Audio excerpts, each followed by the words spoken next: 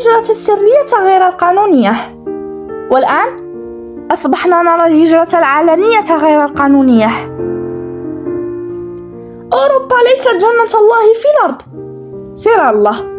من يشاهد المشاهد القادمة من الفنادق وسبت المحتلة لابد أن يطرح على نفسه أسئلة عميقة ومركبة حول الأسباب التي دفعت شبابا ومراهقين وهم سواعد الوطن الحبيب، بل وحتى أمهات وأطفالا، إلى المخاطرة بحياتهم وهم يعتقدون أن إسبانيا جنة وأن الوطن سجن.